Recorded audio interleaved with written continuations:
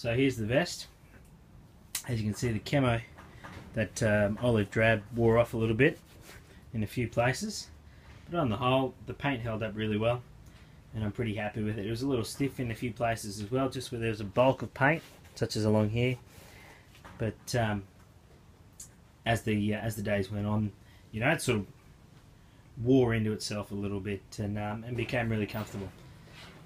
A little bit of red tape here to show where I kept my first aid kit. That's the only modification I added to it. One thing I will say about this vest is that even though, look, it operated really well, I fit in everything I wanted to fit in, and I found it to be a good carry system. Two issues I had with it were, one, it was hot. I could wear it in the morning and in the evening, but if it was too close to the middle of the day, forget about it. I wasn't putting that on. I would sweat so much. My body temp would just skyrocket. So great for, you know, autumn, early spring, winter. Too much for summer. I ended up taking out a few bits and bobs and attaching them to my belt. I suppose that was possible because we were just ranging from a vehicle. We weren't going out for like half a day and then coming back. The longest I was away from the vehicle was an hour and a half, and I was able to take pretty much everything I wanted to with me and just carry it off the belt. But anyway, let's open this sucker up so you can see what's inside. So this is the back. Got the water bladder, which I know some people don't like bladders. I've never had a problem with them. This is a 2-litre bladder, and I probably loaded up to about 1.7 litres, and I've never had an issue with it. It's a Black Wolf bladder with the bite mouth, and it works really well for me. Also in this compartment, if I can get into it,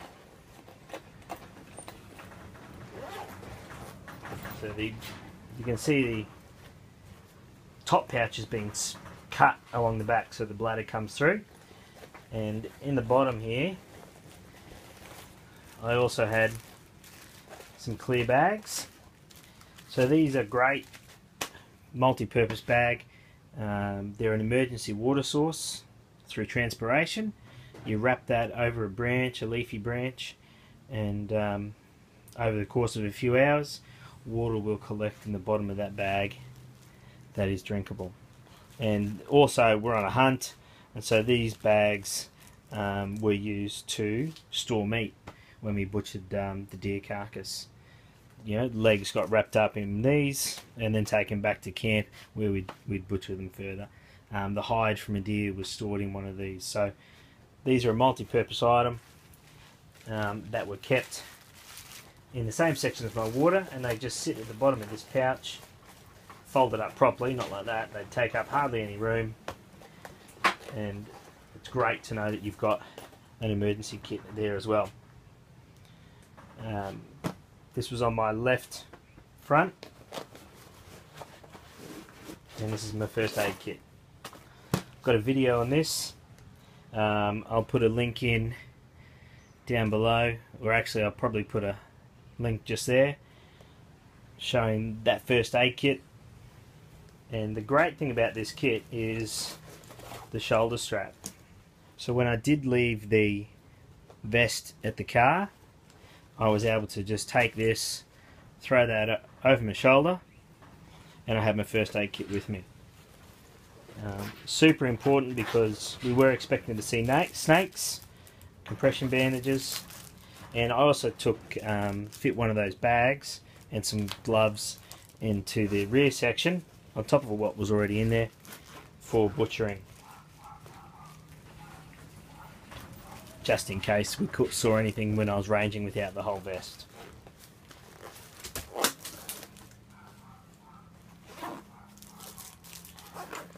Okay, so first aid kit. Next one over. It's just got a little elbow torch and a little bit of cordage. So, and it's just an emergency light in case we get caught out. So that's sort of your emergency pack there in a sense. This section here, this is a bit of a possibles kit, or a survival kit I suppose, with a pouch. I don't know where I got this pouch from, but in here got a bandana, got a little sharpener, water purifying tablets, some emergency stormproof matches,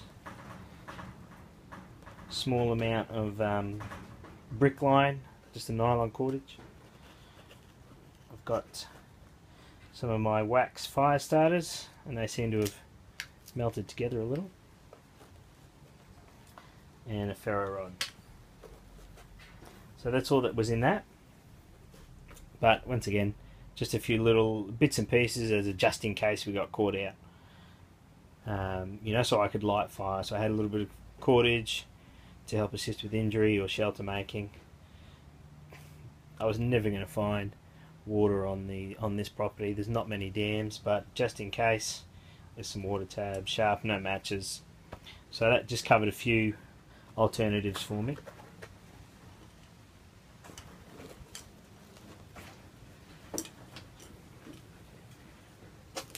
Now this pouch also had some gloves, you know, for fire, shelter building. Didn't need them. That's that one empty. Up top, my Gamo Rhino 650. This is a great GPS. It's also a UHF radio. So myself and my hunting partners were able to communicate with this when we were visibly separated.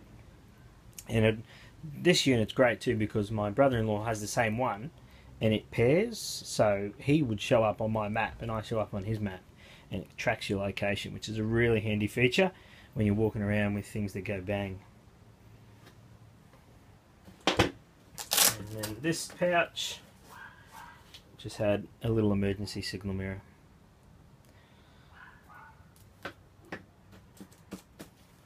So moving on to the other side.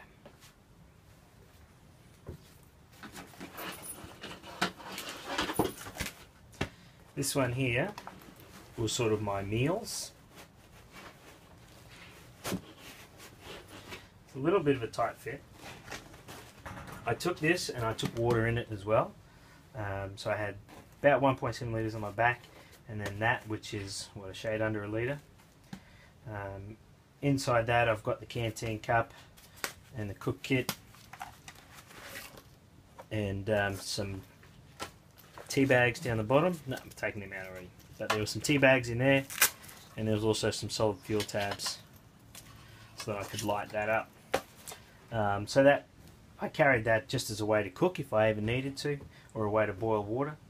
And when I took the vest off, this is what got attached to my belt through the clips. Even lost a clip.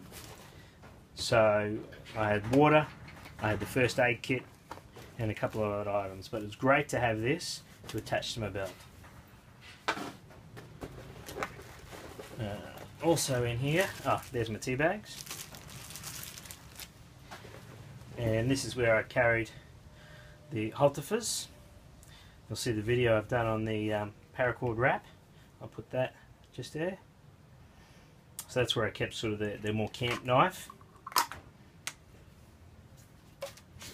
And that's all that I had in that one. In here, there should be nothing in here. Oh no, there still is. Muesli bars, and I carried around some dates as well. So this is where I kept my snacks. So this was food. Next one over. This is where I kept the skinning, butchering material. Got the Winchester skinner,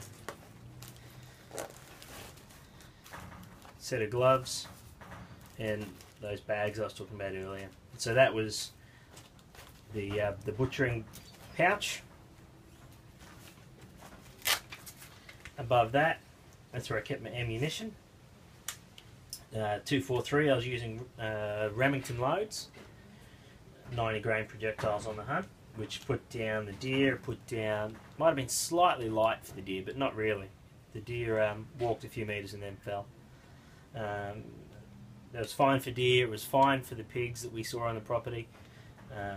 If there were permits, it would have done roos. It would have done the foxes. Would have done anything we encountered on that property. 243. Great little caliber. And then there's nothing in that one. Oh no, there is something. What's that? Oh, that's where I put my brass, so I can reload. So that was the vest loadout, and I'll just show you what I took with me.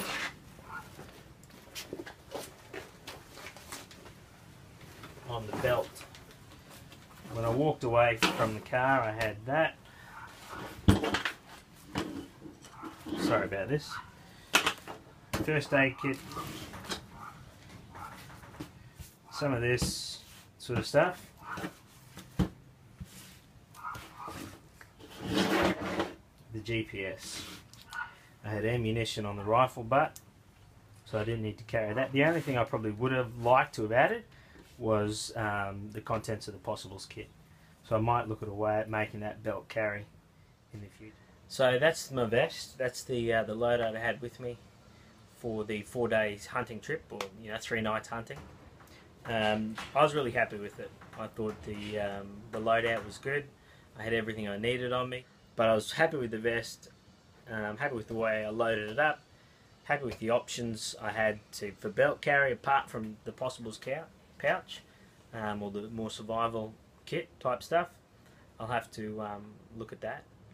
And I said there were 2 things about the vest earlier. One was the heat, because all this skin's covered. It was really hot, and you'd take it off and you could see sweat where the vest had been worn.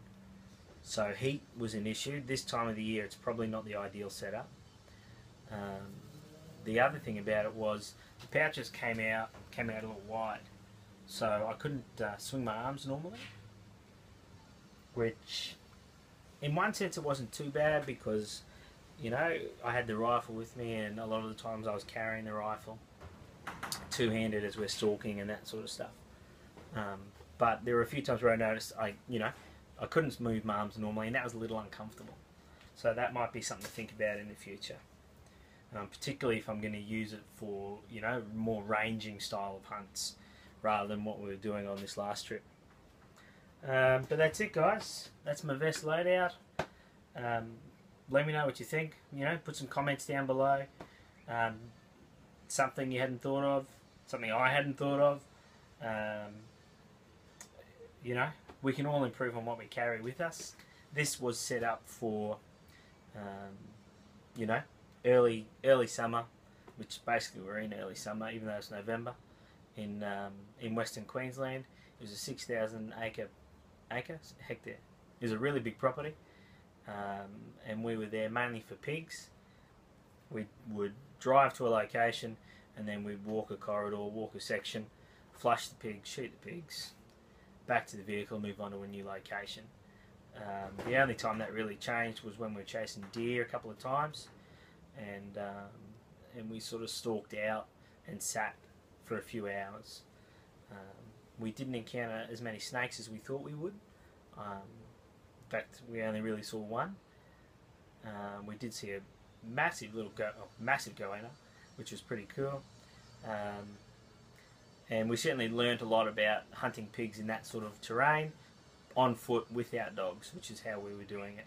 And we learnt a lot about the deer on that property as well, Chiddle. So hopefully next time we go out we can be a little bit more successful. But anyway, thank you for watching. Like, subscribe, share, and leave some comments below about the loadout. Is that the sort of stuff you take? Is it not? Why? Why not? I'd be really interested to hear what people around the world are carrying when they head out on hunts. So yeah, thanks very much for watching, guys. As always, it's been a pleasure, and get outside.